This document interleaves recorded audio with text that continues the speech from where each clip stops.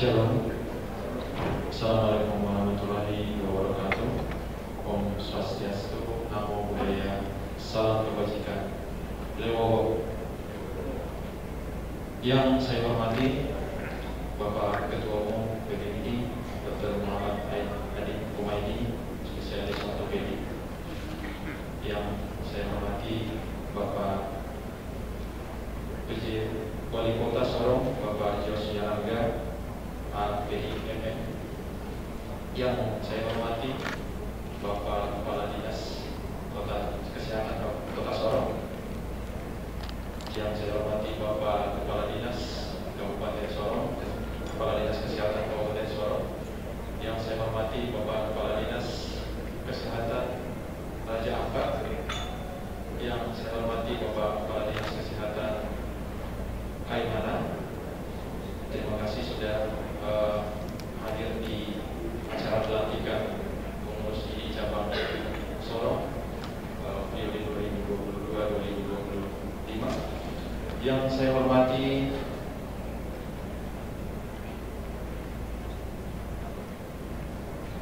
ketua-ketua organisasi profesi, ketua IAI cabang Sorong, ketua PPNI, ketua IBI, dan ketua Patelki cabang Sorong.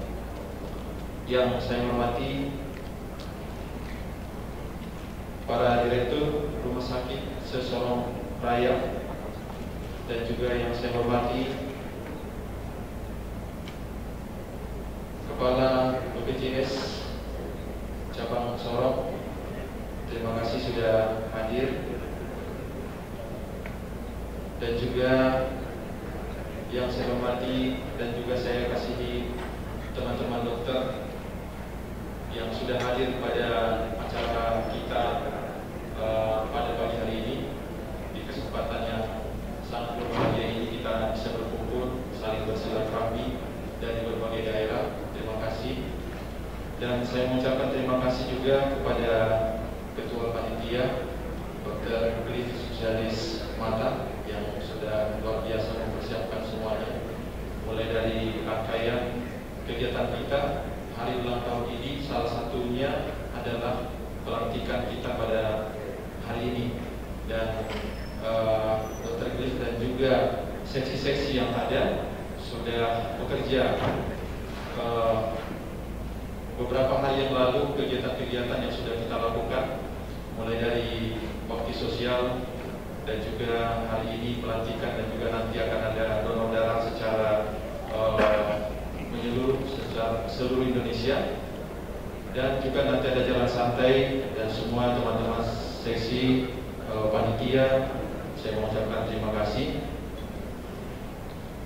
Dan juga sangat hormat yang luar biasa kepada Bapak Ketua Umum Pak PBID, yang sudah, sebenarnya kalau saya ceritakan ini sangat alot ya. Bapak Ketua Umum sangat, saya lihat, mengapresiasi undangan kita dan merasa sangat perlu hadir di tengah-tengah kita. Tepuk tangan dulu. Karena bagaimanapun saya dikabari oleh dari sekretariat bahwa Bapak Ketua Umum Dr. Adib hari ini juga ada undangan setingkat menteri di Jakarta, tetapi beliau mendelegasikan kepada Sekjen dan beliau memilih ke Sorong bersama kita. Tepuk tangan dulu buat Dr. Adib. Nah, di sini susunan organisasi mungkin saya sedikit paparkan, karena mungkin ada beberapa yang bertanya-tanya itu seperti apa susunan organisasi kita di kepengurusan periode 2022 di 2025. Dengan pertimbangan, kemudian ada majelis kehormatan etik, bidang kerohanian, kemudian bidang humas dan kerjasama antar lembaga, bidang pengembangan usaha, bidang ilmiah, bidang riset dan data, bidang penanggulangan bencana, bidang pengabdian masyarakat, bidang kesejahteraan anggota, bidang olahraga dan seni, bidang informasi dan teknologi,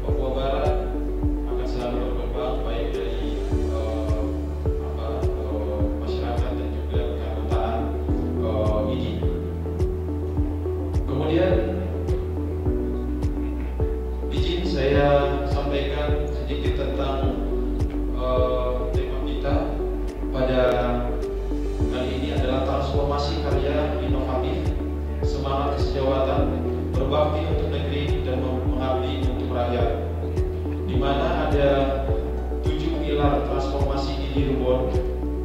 Mohon izin Bapak Ketua, saya sampaikan sedikit tentang PD Cirebon yang sudah kita umumkan di mulai dari PD pusat, PD wilayah dan juga PD cabang. Yang pertama adalah transformasi penguatan kesejawatan.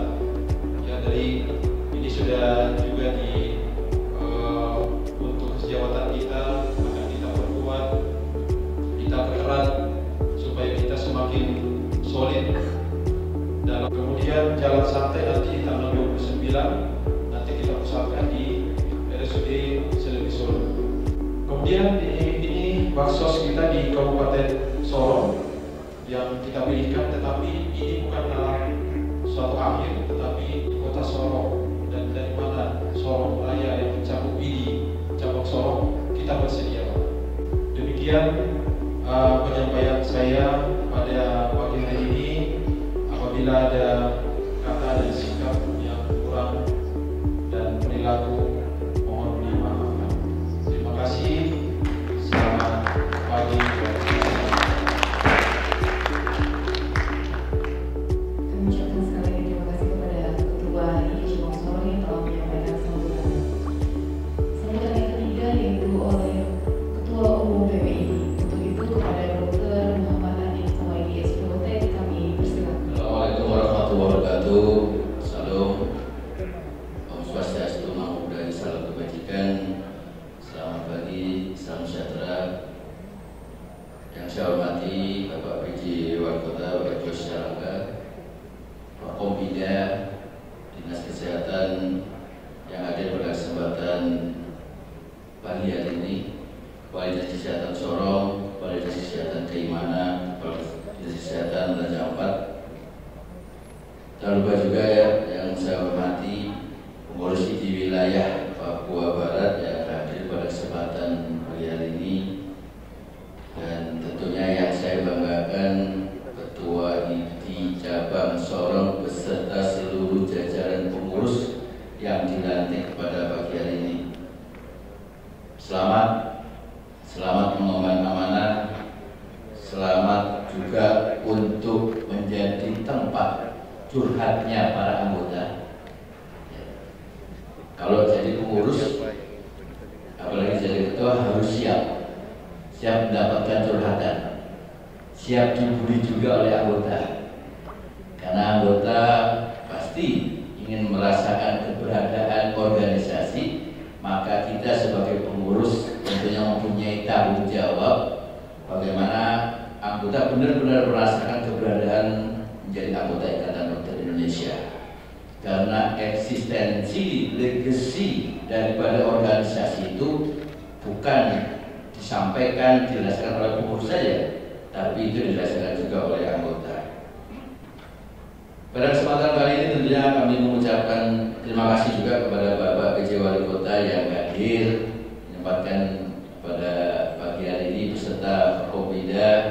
Ini satu bukti bahwa sinergisme dan kolaborasi Ikatan Dokter Indonesia bersama dengan pemerintah khususnya di daerah Sorong ini benar-benar terjalin dengan baik. Tadi sudah disampaikan oleh Dr. Tumbal, memang kemarin saya sempat tarik ulur ini jadi datang enggak. Cuman karena sudah ada flyer yang besar, ada foto saya, wah, kalau saya nggak hadir, saya pasti akan mengecewakan teman-teman di Sorong semua. Karena flyernya sudah ada. Karena hari ini sebenarnya kebetulan bersama juga ada pengukuhan guru besarnya Bapak Wakil Menteri Kesehatan, Profesor Dr. Dante, karena hari ini dikukuhkan sebagai profesor. Karena saya cukup dekat dengan beliau, rencana kemarin mau hadir. Cuma saya sampaikan kalau hadir situ kan cuma mendengar, hadir situ cuma salaman. Saya udah WA beliau, mohon izin saya nggak hadir, dan beliau juga bisa menerima. Maka saya lebih ingin datang ke Sorong sekaligus sebagai upaya bagi kami di Pengurus Besar Ikatan Dokter Indonesia untuk bisa mendengarkan secara langsung dari teman-teman sejawat semuanya. Apa sih problem, apa sih masalah yang ada di khususnya di daerah Sorong. Saya secara pribadi sebenarnya mulai sejak saya menjadi ketua bidang organisasi dan sekjen, dan sekarang jadi ketua umum, saya selalu ingin berusaha supaya PBID ini tidak memiliki kacamata pusat saja, tapi mempunyai kacamata yang lebih luas, melihat problem-problem di lapangan di daerah. Salah satu yang tentunya dilakukan ya seperti ini, turun ke daerah. Jadi mohon izin Pak PJ Wali Kota, saya termasuk yang hampir tiap minggu keliling. Jadi waktu saya ini lebih banyak dengan Idi daripada dengan istri saya. Kami tidak ada resiko gitu. Tapi alhamdulillah belum sampai protes yang gimana. Tapi kalau namanya perempuan biasa lah ya, masih dibukain pintu kalau pulang sih. Dan itu adalah sebuah kesempatan sebenarnya buat kami, buat saya secara pribadi, sehingga di semua wilayah ada karakter masalah yang berbeda-beda. Saya tentunya mengapresiasi Dr. Tubal dan teman-teman tadi yang mendaftarkan ID di mana tadi? Resbangpol. Karena saya belum pernah terpikirkan untuk itu. Terus terang saya belum pernah terpikirkan ini akan menjadi role model juga buat kami untuk sampaikan kepada teman-teman ya, bahwa kalau organisasi yang pusat memang kita satu akte pendirian, kita sudah terdaftar di Kemenkumham, di AHU juga sudah terdaftar. Tapi pada saat kemudian ada kepentingan di daerah, salah satunya tadi yang sudah disampaikan, ini saya kira jadi penting. Legitimasi organisasi profesi untuk bisa menjadi mitranya pemerintah, ini adalah salah satu upaya yang tadi dilakukan. Nanti ini akan menjadi satu dorongan bagi kami juga untuk pada teman-teman di daerah yang lain. Karena kalau teman-teman di daerah yang lain memang berkolaborasi, bersinergi, tapi saya belum pernah mendengar bahwa mereka harus terdaftar di dalam Resbangpol itu. Nah ini menjadi pengetahuan baru juga bagi kami. Ya ini nanti kita akan coba dorong menjadi satu bentuk usulan kepada teman-teman daerah. Karena memang dalam satu upaya tadi sudah disampaikan sedikit oleh Dr. Tubal tentang ID reborn. Jadi ID reborn itu bukan berarti ide yang lalu mati sekarang lahir kembali, hidup kembali, bukan. Tapi ide yang kemudian ingin bertransformasi menjadi organisasi yang modern, akuntabel, terus kemudian transparan, dan kemudian melihat dalam perspektif organisasi yang antisipatif, bukan yang reaktif. Sehingga di dalam pembuatan kebijakan usulan tadi luar biasa.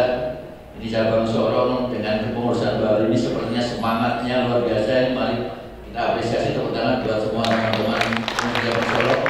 Dengan tadi yang sudah disampaikan, ID tidak bisa hanya dilakukan oleh seorang ketua, tidak bisa hanya dilakukan oleh saya atau Dr. Tubal. Maka dukungan dari pengurus dan juga dukungan dari anggota saya kira menjadi perlu, karena program-program yang tadi disampaikan itu adalah satu upaya program penguatan organisasi. Seperti halnya kalau bicara ribuan, seperti halnya ID dulu lahir mempunyai komitmen dua terutama, mengawal hak kesehatan dan kesejahteraan rakyat. Baru yang nomor dua adalah mengawal hak kesejahteraan anggota. Ya, inilah yang kemudian terimplementasi dalam satu program yang kemudian kita rangkum dalam bentuk 7 pilar transformasi dari Ikatan Dokter Indonesia. Tahun pertama ini ya, karena kebetulan saya baru dikukuhkan ya, dilantik menjadi pengurus, jadi ketua itu pada bulan Maret, 25 Maret kemarin di Aceh. Belum sampai Jakarta sudah banyak muncul masalah. Itu Pak PJ Wali Kota. Jadi saya belum sampai Jakarta itu sudah muncul YouTube macam-macam, buzzer dan sebagainya. Itu adalah sebuah ujian yang pada saat itu yang lumayan, dan bahasanya daripada teman-teman, wah kita udah mendapatkan badai ini. Tapi seperti lagu, badai pasti berlalu. Pelan-pelan itu kemudian berlalu, yang sekarang kemudian kita menapaki dalam satu fase konsolidasi yang kemudian kita lakukan. Sehingga ada satu pertanyaan nih Pak Menkes, kebetulan saya sering berkomunikasi sejak zaman pandemi COVID dengan beliau. Dia hanya bertanya, Dr. Adib, gimana ini sekarang dengan setelah ada badai tadi? saya sampaikan, mohon izin Pak Menkes, hikmah yang kita dapatkan kemarin setelah ada badai pasca muktamar di Aceh bukan membuat ID semakin lemah, tapi membuat ID semakin solid dan semakin kuat. Karena tanpa ada instruksi dari pusat, semua anggota, semua perhimpunan menyampaikan, membuat tweet pun, membuat flyer bahwa I stand with ID. Itu adalah satu upaya bahwa kekuatan kita itu memang ada di anggota. Nah, sekarang tantangannya bagi kita, bagaimana kita bisa memberikan yang terbaik buat anggota, buat rakyat, buat bangsa. Karena kata dokter Indonesia ini sejarahnya, karena 2 hari lagi kita akan ulang tahun, dan ternyata ulang tahunnya Ikatan Dokter Indonesia nggak jauh beda dengan ulang tahunnya Pak PJ Wali Kota yang kemarin 18 Oktober ya, Pak Jes ya. Jadi kita ucapkan selamat ulang tahun untuk Bapak PJ Wali Kota 18 Oktober. Dan komitmen beliau tadi juga sampaikan, jadi hadirnya beliau hari ini juga menjadi satu bukti bahwa pemerintah Kota Sorong akan siap bersinergi dengan Ikatan Dokter Indonesia. Ini tantangan juga ada tumbal supaya kalau bahasa saya kepada teman-teman di daerah, maka jadikanlah Ikatan Dokter Indonesia itu menjadi partner utama. Kalau perlu teleponnya ketua ini Pak Wali Kota itu ada di Wali Kota, jika kalau ada apa-apa telepon saya langsung Pak. Kalau ketua ini cabangnya susah ditelepon Pak, telepon saya Pak. Biasanya yang menelpon ketua ini cabang. Kenapa? Ini yang harus kita jadikan penguatan bagi kita. Seperti halnya di pusat pun demikian. Menteri Kesehatan ya dengan saya bisa WA kapan saja. Karena disitulah hubungan sinergisme dan kolaborasi. Tapi tentunya perlu ada penguatan kita bahwa pemerintah pun baik di pusat ataupun di daerah di dalam mengimplementasikan program-program kesehatan tidak bisa tanpa didukung oleh stakeholder. Kalau istilah di COVID kemarin ada namanya perintah helix. Kita adalah termasuk kelompok masyarakat komunitas yang mendukung upaya-upaya program pemerintah. Di samping ada akademisi, di samping juga ada bisnis, dan di samping juga ada media. Nah, inilah yang kemudian menjadi penguatan bagi kita, dan sekali lagi upaya yang selalu kita lakukan. Kata Dokter Indonesia mulai dari pusat, dari cabang, selalu kita menempatkan solus populi suprema lex esto. Apa itu? Keselamatan rakyat adalah hukum tertinggi. Sehingga pada saat kita menjawantahkan di dalam pengawalan regulasi, mengadvokasi sebuah kebijakan semata-mata karena kepentingan rakyat. Ini yang kemudian juga perkembangan terbaru saat ini dengan munculnya undang-undang kesehatan ya. Jadi rancangan undang-undang kesehatan dengan metodologi omnibus law. Ini kemarin sempat juga menjadi perdebatan, dan ini perlu kami sampaikan di dalam forum hari ini juga, bahwa dalam konteks perbaikan sistem kesehatan kita akan mensupport. Kita banyak belajar kemarin di dalam problem-problem di saat pandemi.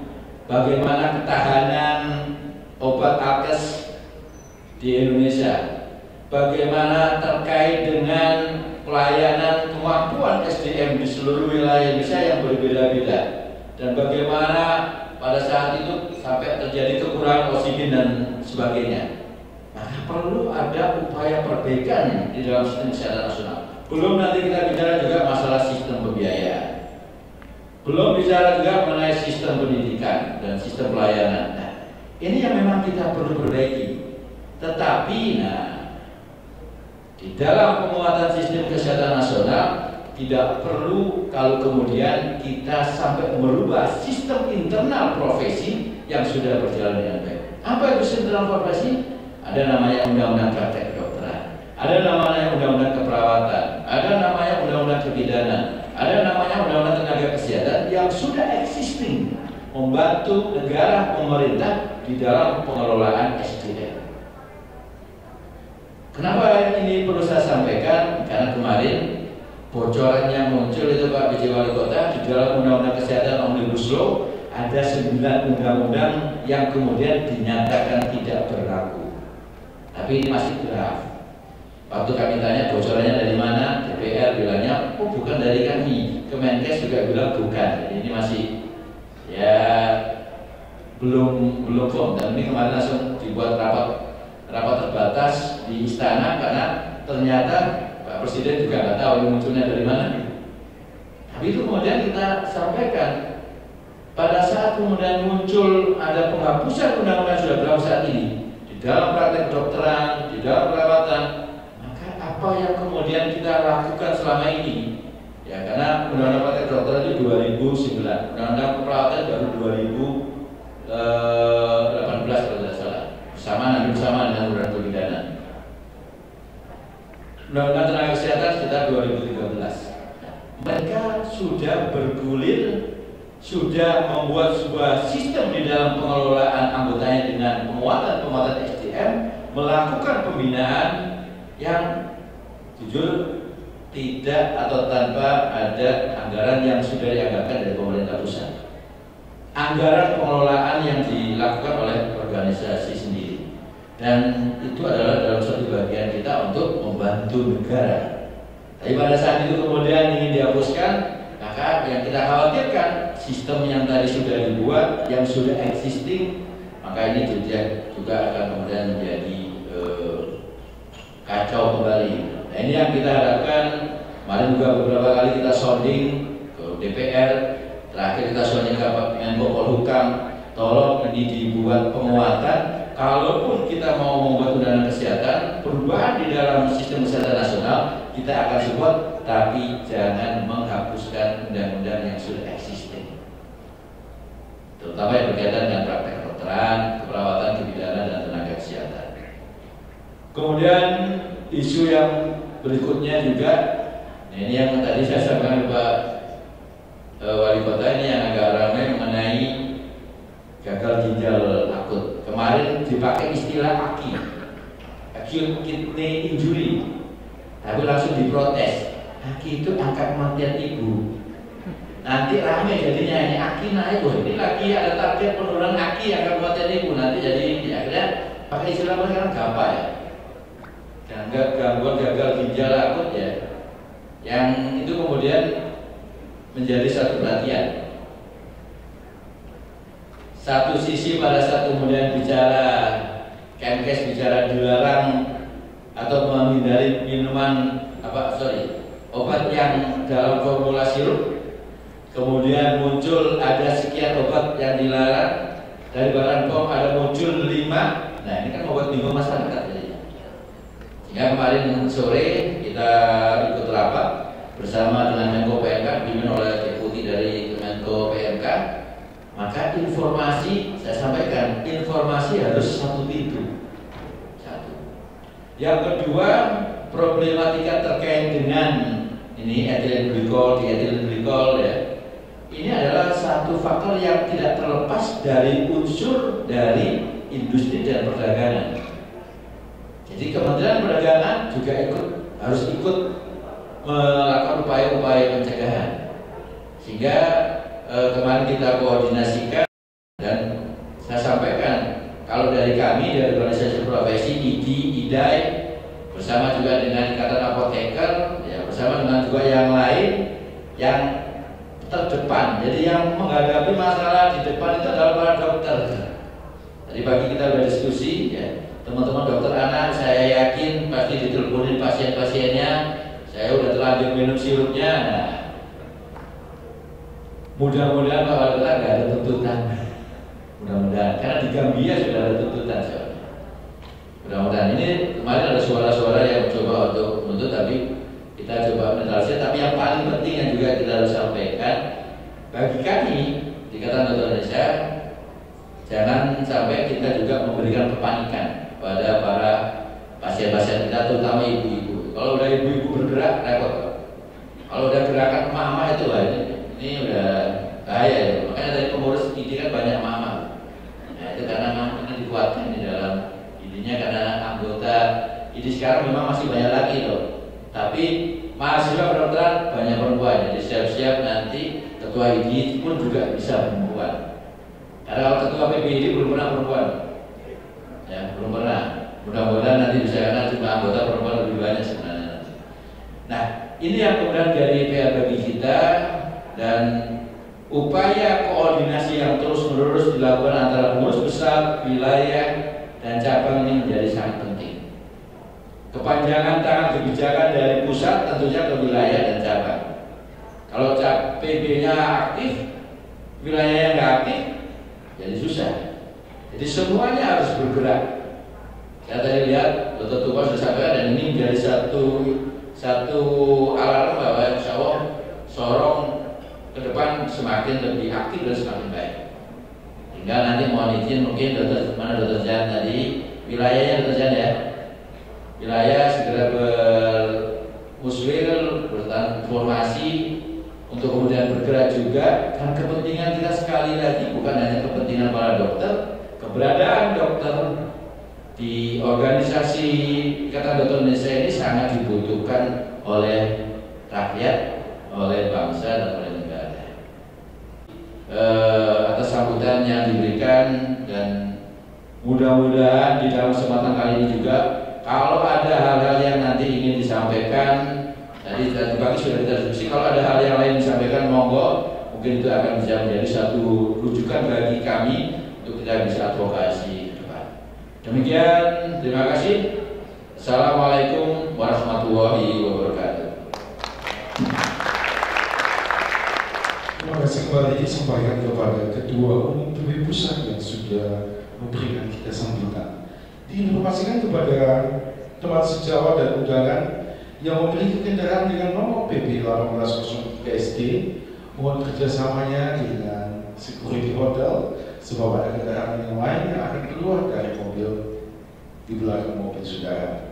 Sekali lagi kepada teman sejawat yang mempunyai nomor mobil PB 1803 SD, boleh kerjasama dengan pihak security hotel Aston untuk dapat dilakukan penindakan sementara sebab ada kendaraan yang akan keluar. Baik, kita akan melangkah pada acara selanjutnya, yaitu menyanyikan lagu Mas ini. Satukan profesi kita, Ikatan Dokter Indonesia, berbagi selalu berkarya menuju masa sehat sejahtera. Tuhan adalah saudara, bersatu dan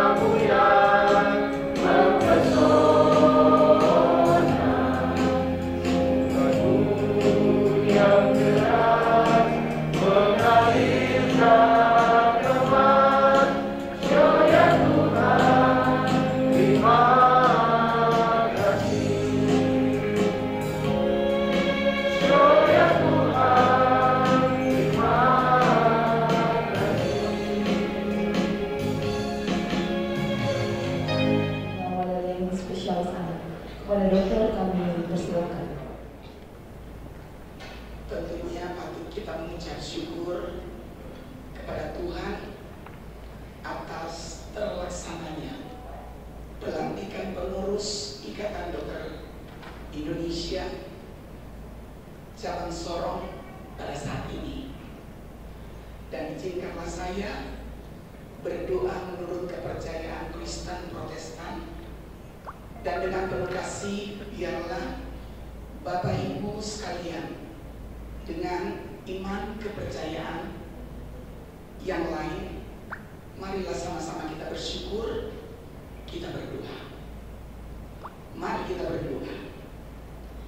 Segala pujian, hormat, syukur kami kembalikan kepada Engkau Tuhan yang punya kuasa di langit. Terima kasih Tuhan, dan kami berdoa buat pemerintah yang ada, Bapak PJ Wali Kota, bahkan seluruh yang terkait di dalamnya.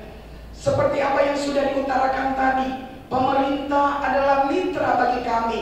Ini yang ada di tempat ini Tuhan. Bahkan lebih lagi daripada itu, apa yang disampaikan oleh Ketua Umum PPID.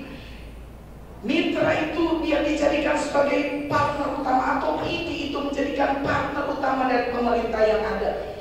Kami berdoa supaya ini semua boleh terlaksana untuk hormat dan kemuliaan nama Tuhan. Terima kasih Bapak Sorgawi. Bahkan kami terus berdoa buat acara yang masih akan berlangsung, yaitu simposium.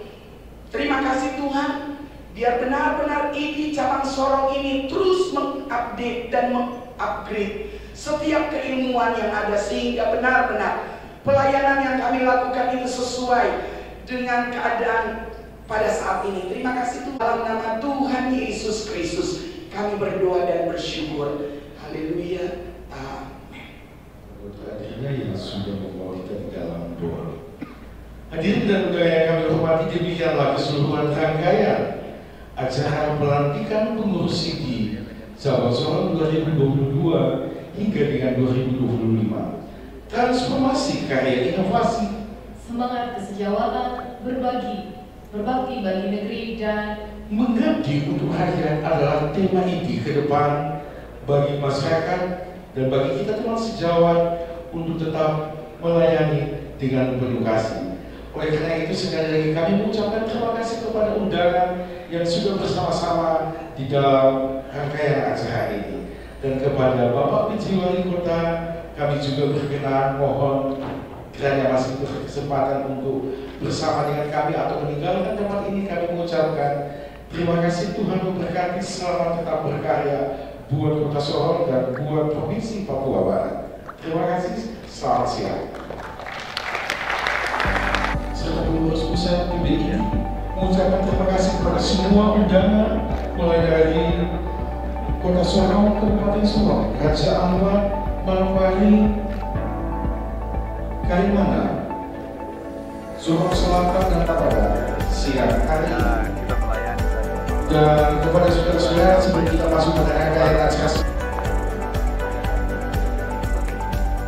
yang mengambil gambar bersama, kami persilakan siang hari ini. Dan kepada teman-teman sejawat, senior, dan para undangan yang kami hormati. Dokter Desi ambil satu, catat. Oh, ini kalau kita jadi pagi ini nanti bawa dia. Ya, dokter.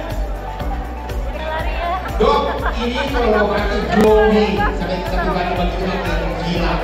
Oh, ini santai dong. Iya, utangnya sampai tanggal 20 lah pokoknya batas.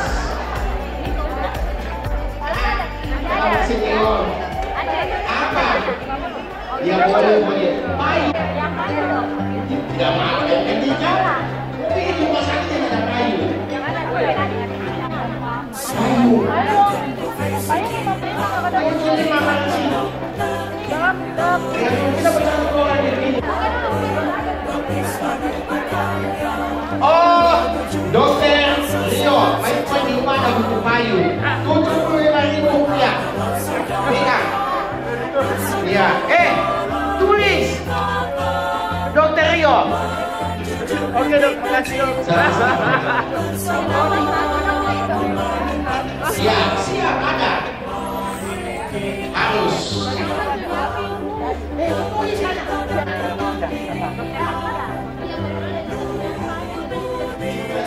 izin juga dulu. Ya. Dari kota mana? Angkat tangan boleh? Kota. Terlihat dong, masa cuma begini-begini kayak putri Indonesia aja. Dia jadi begitu. Kabupaten Sorong. Iya. Sorong Selatan. Kabupaten Tambrau. Banyak. Kayak mana? Ada.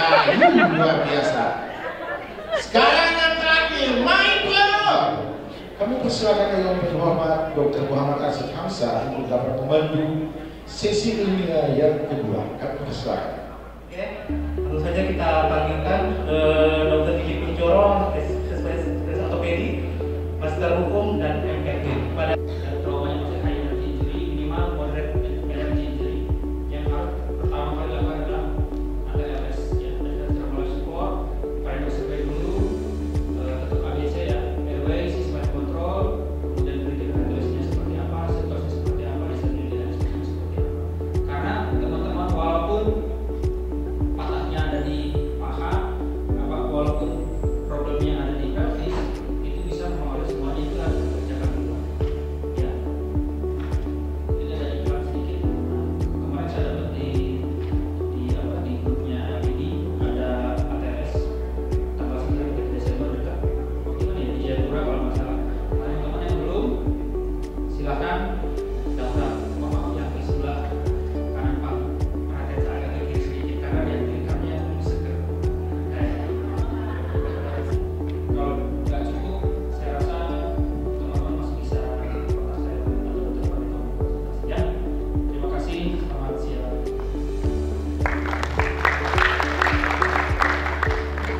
Dengan 3 size-nya. Nah, untuk yang small artery khususnya di jantung, kenapa ini menjadi problem besar? Karena kalau ada masalah di situ, otomatis pumping darah ke tempat yang membutuhkan itu akan terganggu. Dan ini juga salah satu penyebab kematian tertinggi worldwide. Jadi ganti-gantian antara stroke sama PJK yang menyebabkan kematian tertinggi. Karena itulah suatu kewajiban untuk kita untuk menlaksanakan untuk meningkatkan kualitas kesehatan seseorang jadi lebih produktif dan juga bekerja dengan baik. Nah, ini sedikit dari kakak bosan ya, gimana sih sebenarnya prosesnya, apa yang terjadi jika terjadi akut koronasi dengan baik. Prosesnya kalau kita dengan pola hidup yang sedentary lifestyle dan juga genetik yang kobalt kromium ini jauh lebih fleksibel, jauh lebih lentur dan bisa mengikuti anatomi pembuluh darahnya adalah harus kita ambil EKG-nya. EKG di IGD ya, jadi rule-nya pasien di atas 40 tahun masuk dengan simptom angina apapun itu. Setelah itu kalau berdasarkan guideline-nya teman-teman tuh harus punya risk assessment-nya sebenarnya. Jadi di IGD itu udah ditempel-tempelin bagaimana dosis vasopresor, bagaimana status fibrinolytic, gimana caranya kita stratifikasi resiko. Nah, untuk menentukan terapi kita lagi seperti apa. Kolesterol, tekanan darah, minyak rokok, yang terakhir nih harus tidur yang cukup. Kalau kebanyakan nggak bagus juga ya. Ya, apa sih, kenapa sih kok yang membuat kegawatan, bahaya, butuh cepat, situ? Ya, ini jawabnya. Nah, sementara ketika otak atau ada massa yang masuk ke dalam intrakranial ini, itu akan mendesak otak, sedangkan otak itu tidak mau didesak. Jangan otak kita aja nggak mau didesak kan? Ini wanita usia 50 tahun dengan massa sama ini juga pasien KML dan pasien trauma. Menurut kalian tadi apakah 1 dan 2 ini masih memenuhi syarat? Sebelum saya jawab, mungkin ada dari teman-teman sekalian yang mau bertanya.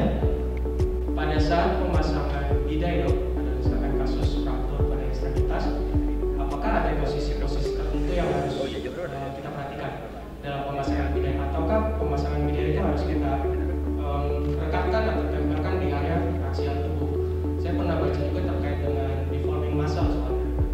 Apa ini namanya di istilah medisnya, kalau dia ke bawah ada malus pedalis, malus laterales, terus tonjolan di femur, modal femur, di sini juga tonjolan di modal dari humerus, itu dikasih padding, dikasihnya pada padding itu dikasih kasa, dikasih kapas, begitu baru ditekan sama kayu, lalu ditekan sama sekolah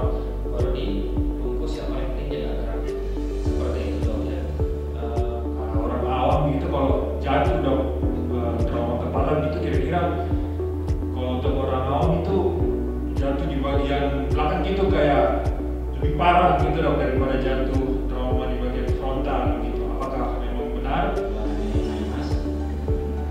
Itu lesi di posterior itu sudah ICS 113, sudah posituri, butuh cepat, butuh prognosa bagus, setelah dekompresi, CCP lain. Terus kemudian dok tidak bisa menggunakan tetravalent, bagaimana penjelasan diagnosisnya untuk NSTEMI dengan anestesi lain gimana ya dok? Itu saja pertanyaan saya. Terima kasih dokter. Selalu kita top priority-nya kalau dapat suspek angina, pasiennya ada faktor resiko, loading aja dok. Kalaupun ternyata bukan, paling perlu nanti dikit-dikit masuk PPI aman ya. Sampaikan dokter, apakah pemberian beta-blocker ini selalu diberikan pada pasien ACS dok? Dan selain melihat heart rate dan adanya ADAS, poin-poin apa yang perlu diperhatikan dok? High degree block, ya, high degree apa block, acute respiratory, restrictive respiratory disease. Ya, jadi kalau ada penyakit paru restriktif akut, nah itu baru nggak masuk. Kedua memang kalau untuk dia masih dalam kondisi basah, seringkali pasiennya masuk dengan akut coronary syndrome, serangan jantung tapi udah paru akut. Nah itu juga tidak suggestif untuk kita masukkan early. Berat moral, PMKes masuk situ. Kita situkan di UGD, ada OKUGD dan ada OKLT. Tapi kita operasi di OKUGD, operasi 8 jam, 6 jam. Kita lakukan aja. Oke, sebentar kita beri aplaus dulu untuk ketiga narasumber kita. Mau bertanya? Oke, saya kembalikan ke MC. Kedua ini adalah dokter kepala sebagai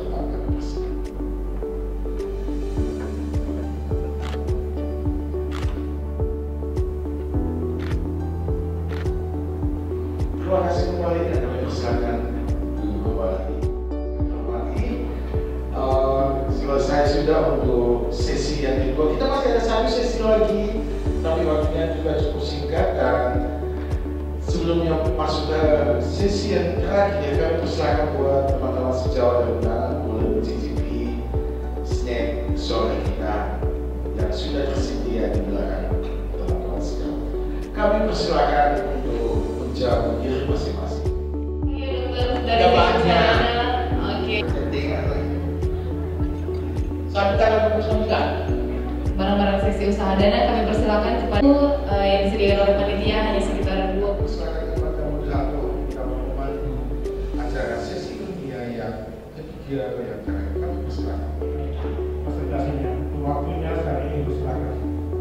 Assalamualaikum warahmatullahi wabarakatuh. Selamat sore. Izin saya berdiri di sini bukan berarti saya lebih dari dokter sekalian. Saya di sini berdiri untuk kita diskusi terkait bagaimana dengan antibiotik saat ini yang sudah menjadi isu global. Di mana kita ketahui bahwa ini sangat jadi perhatian dunia bagaimana dengan AMR ini terkait dengan resistensi antibiotik. Kita tidak usah lagi memperkenalkan diri, tapi karena sudah banyak mengupas terkait dengan saya resistensi ini. Untuk langkah-langkah apa yang kami telah lakukan terkait dengan kebijakan-kebijakan pemerintah terkait dengan antibiotik ini. Bagaimana cara sehingga pemanfaatan daripada antibiotik ini dapat mencegah terjadinya resistensi. Bagaimana banyaknya rekan-rekan kalau dokter dapat juga meresepkan sesuai dengan hasilnya. Demikian dok, mungkin nanti kalau kita mau menyampaikan tambahan video-video yang dipersilakan dan dengan sudah waktunya. Ya, jadi sebagaimana kita ketahui sampai saat ini penyebab kematian ibu melahirkan terbanyak adalah perdarahan postpartum. Ya, kalau kita lihat angkanya, atau jika pada kasus-kasus sesar atau operasi sesar itu di atas 1000. Selain ada 4T, yang pertama adalah tonus, kemudian trauma, yang ketiga tisu, dan keempat adalah trombin. Nah, tonus memang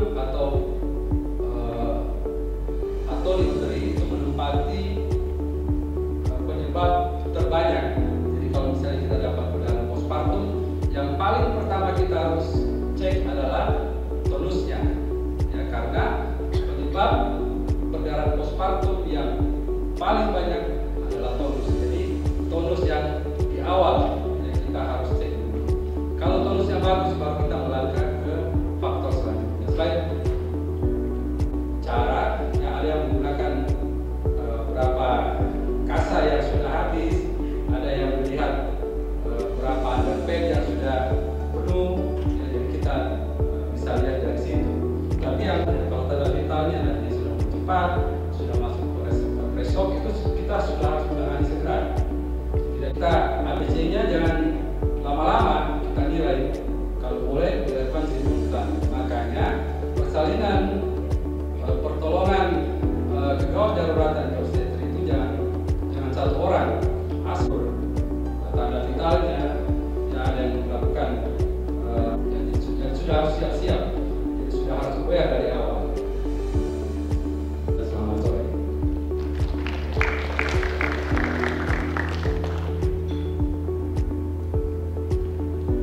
Terima kasih untuk informasi tentang stunting dan 1000 hari pertama kehidupan. Dr. Soraya, S.Pasulu, spesialis. Baik, ini materinya cukup panjang, jadi saya mungkin ngomongnya agak cepat ya, semoga bisa dipahami. Terutama ini kan menjadi salah satu program yang sangat menjadi concern dari pemerintah ya, dari Kemenkes. Jadi sebaiknya untuk dokter-dokter umum di Amerika tahu bagaimana kita mendiagnosis stunting dan harus apa yang kita kerjakan.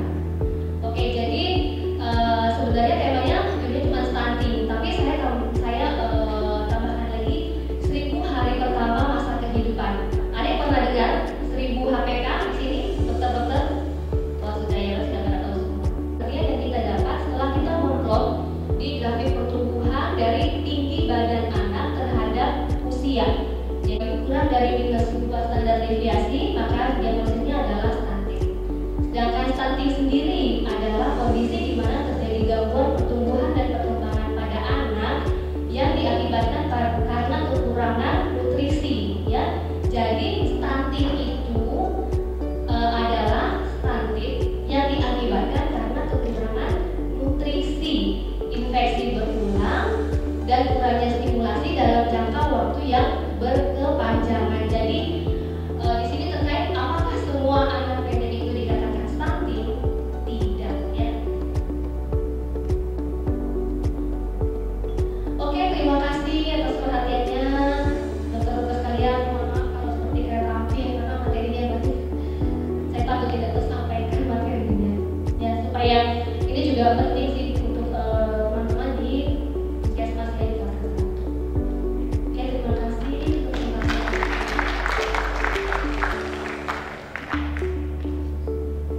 Terima kasih Dr. Soraya untuk mohon Dr. sampai bisa ke depan. Mungkin sudah ditampilkan ada. Jadi kalau misalnya teman-teman mau menanyakan yang materi pertama tentang penggunaan antimikroba, bisa mungkin buat catatan nanti berikan kepada panitia, nanti panitia akan berkoordinasi dengan pembicara Pak Hajiruddin untuk bisa nanti menjawab. Mari kita mulai diskusi untuk sesi berikutnya ini. Dipersilakan kita dari peserta akan sejawat ada bisa mengurutkan yang diberikan waktunya. Dan waktu kita banyak ini, jadi boleh bertanya. Selamat sore dokter. Mengenai tentang HPK, kita tahu bahwa 1000 hari pertama itu memang kita harus catch up tentang pertumbuhan anak dengan baik dan benar perkembangannya. Dan pada waktu anak usia 1 tahun itu kan sarafnya sudah mulai terbentuk sempurna dok untuk mengenai feeding rules. Nah itu kan ada kriterianya kan dok, kita harus memberikan waktu makan maksimal 30 menit, konsistensi makanannya semakin hari semakin berubah. Nah itu secara pada kenyataannya ya dok, teorinya enak ya, tapi kenyataannya itu sangat amat sulit. Dan anak saya sendiri dalam kurva itu saya hitung memang dia sempat kurvanya mendatar. Nah kita ibu kan deg-degan ya dok ya, ini kurvanya udah datar. Dan untuk catch up berat badannya saya mengambil kesimpulan, saya memberikan susu dengan kalori tinggi. Ada brand-brand tertentu yang saya tahu yang tidak perlu saya sebutkan namanya, sebenarnya itu benar nggak sih dok? Kan kita tahu presentase karbohidrat, protein, dan lemak yang kita harus kecap, bukan serat. Nah, dengan pemberian susu kalori yang tinggi untuk menaikkan kurva anak, sebenarnya itu benar nggak dok? Itu pertanyaan saya dok. Sedangkan sudah tahu feeding rules-nya kita harus kejar, tapi ya gimana standar deviasinya sudah mulai datar gitu dokter. Susu yang memang untuk dia 1 cc 1 kalori itu kan memang pengganti makanan. Jadi sama, kalau misalnya pasien darah tinggi dikasih captopril. Kalau anak yang kekurangan gizi kronis itu ya susunya susu, obatnya ya susu itu. Makanya kan dia resepnya hanya di apotek. Jadi kita dokter bukan resepin obat, resepin susu sebagai obatnya. Sampai kapan diberikan? Sampai memang grafiknya kembali sesuai, mengikuti alur pertumbuhan normalnya dia. Nah, dalam hal ini memang kan akan dihitungkan berapa kebutuhan kalori. Jadi kita dari itu kan harus kita lakukan recall diet lagi. Recall diet dalam arti Bu dalam 1 hari dia kira-kira makan nasinya, dari porsi nasinya dia berapa kalori. Kita hitungkan dulu kan kebutuhan kalori kebutuhan dia untuk meningkatkan berat badan target dia berapa. Nah dari situ kita hitungkan susu. Nah kalau memang masih ada sisa kalori yang bisa didapat dari makanan sehari-hari, nah itu kita ajarkan feeding dulu dari situ. Dan memang ya tidak bisa menggantikan untuk keterampilan makan karena itu makanan cair kan, bukan makanan padat. Padahal setahun dia harus sudah tinggal menelan teksturnya sudah kasar. Ya tetap harus dalam pemantauan dan memang tidak bisa menggantikan porsi makanan padat. Dia fungsinya hanya untuk meningkatkan kita kejar kalori. Tapi di satu sisi itu kan ada kita kombinasikan dengan makanan padat lainnya dok. Memang perlu dihitungkan jumlah kalorinya berapa. Kemudian problem untuk anak kesusahan makan ya tenang Pak dokter. Semua ibu-ibu juga seperti itu ya. Tapi ada memang yang dianjurangi anaknya makannya banyak, gemuk ya. Jadi kadang-kadang kecil susah makan, nanti biasanya 5 tahun anaknya gemuk sih dok biasanya. Nah kembali lagi pola asuh sangat berpengaruh. Pola asuh. Tapi kalau yang dari saya perhatikan dari keluarga yang memang dia pola makannya betul, pola asuh untuk makannya baik, mereka bagus pola makannya dulu. Tapi kalau memang rata-rata kita ibu bekerja, yang kita kasih anak kita ke asisten, kasih ke orang tua, kasih ke itu sudah tidak ada harapan ya mungkin ada harapan nanti kalau misalnya kita coba dia saya sudah besar kita latih makannya mungkin, tapi kalau memang pola asuh sangat menentukan makanan. Yang penting sih ya pasti kita bergumul ya, yang penting dokter perhatikan jangan sampai dia punya grafik pertumbuhan turun banget, paling nggak dia harus searah dengan alur pertumbuhannya dia. Berikan makanan tambahan. Ya. Mungkin pertanyaan berikutnya ada lagi. Nah, jadi mungkin dari teman-teman sejawat SPOG, ya itu yang kita paling takutin ya.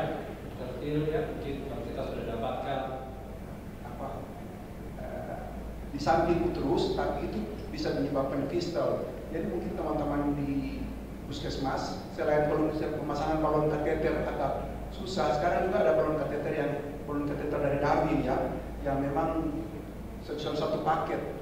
Balon kateter tidak segampang kita harus pasang. Kadang-kadang saya pasang, kadang-kadang juga keluar juga. Pada fase mana yang menurut dokter itu yang sudah dianggap umur berapa gitu, pada fase awal atau fase akhir yang terlambat? Kita meskipun sudah kita treatment dengan baik sejak awal, tapi nanti di rumah tidak distimulasi dengan bagus, imunisasinya nggak baik ya tidak maksimal. Saya lagi suruh. Setelah tiba di sini di rumah sakit ya kita lakukan penanganan perawatan. Kondisi masih sudah delirium, sudah kondisi shock, kondisinya anemis. Tapi masih rasanya masih tertahan, tertensio. Dalam keadaan sudah diklaim. Masih ada waktu bagi yang sejawat ada pertanyaan.